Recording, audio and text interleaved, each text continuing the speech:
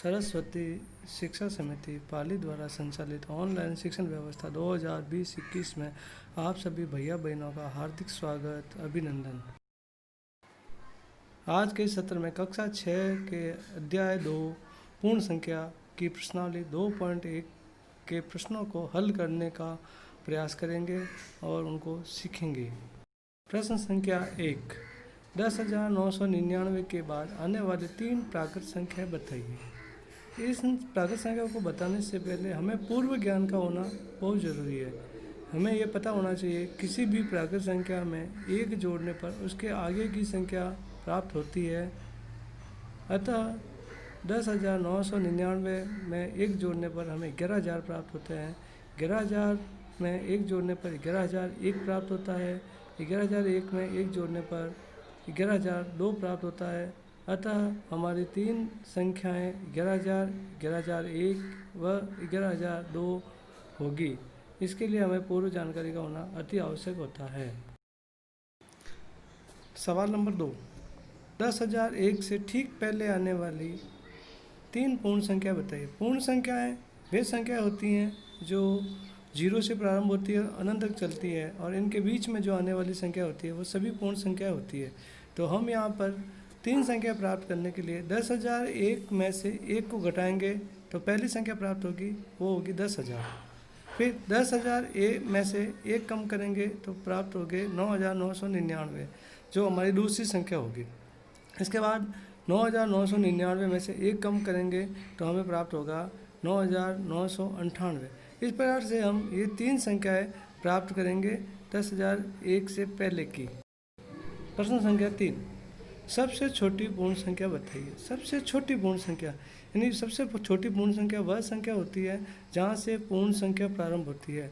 अतः सबसे छोटी पूर्ण संख्या यहाँ 0 होगी, 0, क्योंकि पूर्ण संख्या जो होती है वो 0 से प्रारंभ होती है और अनंत तक चलती है। अतः पूर्ण संख्या की शुरुआत 0 से होने के कारण यहाँ सबसे छोटी संख्या 0 होगी।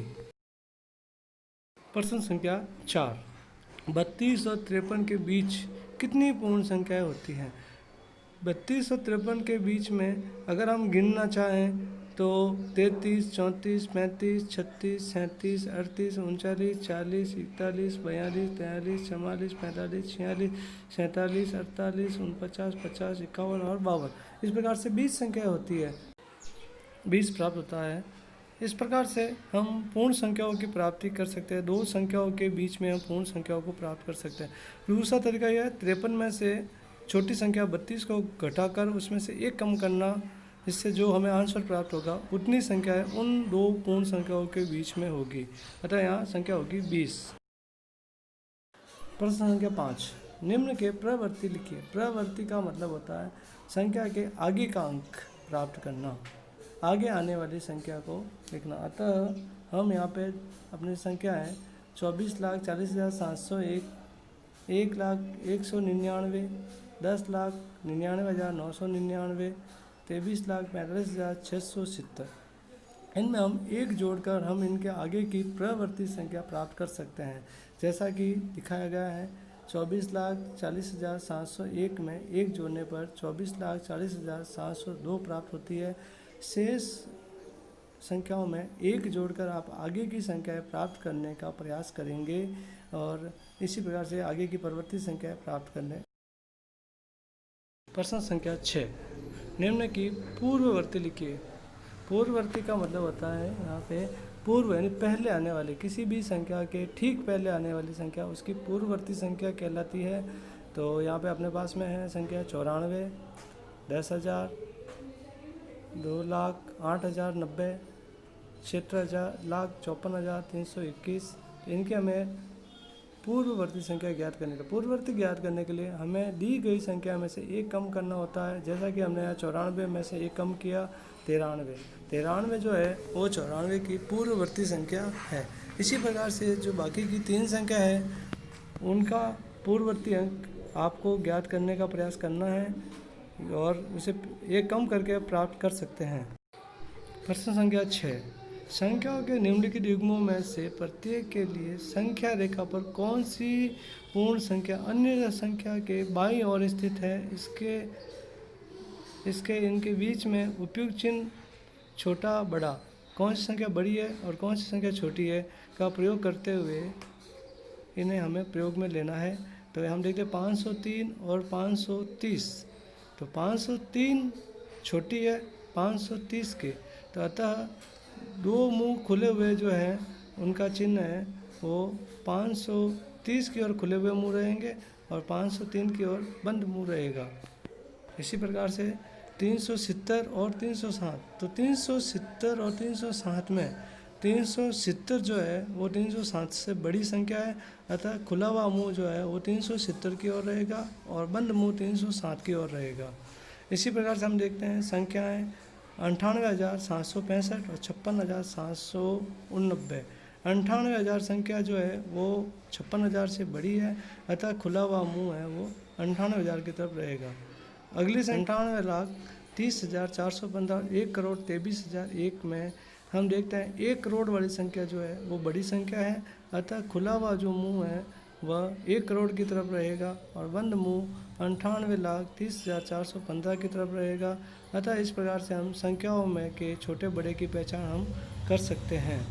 अगला सवाल पर जिस प्रकार का है उसमें सही और गलत की पहचान हमें करनी है। कौन सा कथन सही है, कौन सा कथन गलत है, इसकी पहचान करनी है। पहला है ए, 0 सबसे छोटी प्राकृत संख्या है। 0 सबसे छोटी प्राकृत संख्या नहीं हो सकती है, क्योंकि प्राकृत संख्या जो होती है वो 1 से प्रारंभ होती है, उसमें 0 का कोई स्थान नहीं होता है, अतः यह कथन गलत है। दूसरा बी, 400 संख्या 399 का पूर्ववर्ती है। 399 का पूर्ववर्ती है, यानी कि 399 पहले आते हैं, 400 बाद में आता है, अतः यह पूर्ववर्ती नहीं होकर परवर्ती संख्या है, अतः यह भी कथन गलत होगा, क्योंकि 399 400 से पहले आता है। अगला है सी, 0 सबसे छोटी पूर्ण संख्या है। तो ये कथन राइट है, क्योंकि 0 जो है पूर्ण संख्या में सबसे पहले आता है, अतः यह सबसे छोटी संख्या है। 600 संख्या 599 का प्रवर्ती है। तो 600 जो है 599 के बाद आता है, इसलिए ये कथन राइट है, सही है। सभी प्राकृत संख्याएं पूर्ण संख्या होती है। जी हाँ, सही बात सही है, क्योंकि प्राकृत संख्या 1 से प्रारंभ होती है और पूर्ण संख्या 0 से प्रारंभ होती है, अतः प्राकृत संख्याएं पूर्ण संख्या में सम्मिलित होती हैं और यहाँ पे सभी पूर्ण प्राकृत संख्या जो होती है पूर्ण संख्या होती है। सभी पूर्ण संख्याएं प्राकृत संख्या है नहीं, क्योंकि 0 जो होता है वो प्राकृत संख्या में सम्मिलित नहीं होता होने के कारण यहाँ पे सभी पूर्ण संख्याएं यहाँ जो है वो प्राकृत संख्या नहीं हो सकती। 2 अंकों की पूर्ण संख्या का पूर्ववर्ती 1 अंक की संख्या कभी नहीं हो सकती, ऐसा नहीं है।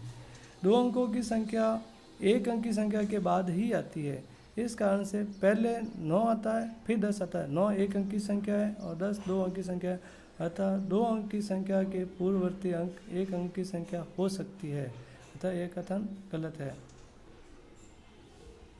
1 सबसे छोटी पूर्ण संख्या है, ऐसा नहीं है। 1 सबसे छोटी पूर्ण संख्या नहीं है। 1 जो है वह 1 से पहले 0 आता है, अतः सबसे छोटी संख्या होती है पूर्ण संख्या वह 0 होती है। प्राकृत संख्या 1 का कोई पूर्ववर्ती नहीं होता है, यह कथन राइट है, क्योंकि प्राकृत संख्या 1 से प्रारंभ होती है और 1 से पहले कोई भी अंक नहीं होता है। पूर्ण संख्या 1 का कोई पूर्ववर्ती नहीं होता है। पूर्ण संख्या 1 का पूर्ववर्ती अंक 0 होता है, क्योंकि पूर्ण संख्या जो है वो 0 से प्रारंभ होती है। पूर्ण संख्या 13 संख्याओं 11 और 12 के बीच में स्थित है, नहीं, गलत है। 13 जो है वो 12 के बाद में आता है, अतः यह कथन गलत है।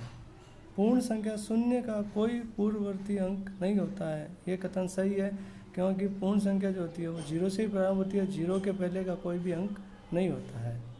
फिर आता है इसके बाद m, 2 अंकों की संख्या का प्रवर्ती सदैव 2 अंकों की संख्या होता है, ये कथन गलत है, क्योंकि 2 अंकों की संख्या के बाद एक संख्या के बाद ऐसा आता है कि संख्या 3 अंक की बन जाती है, 99 के बाद में 100, तो इस प्रकार से ये कथन गलत है।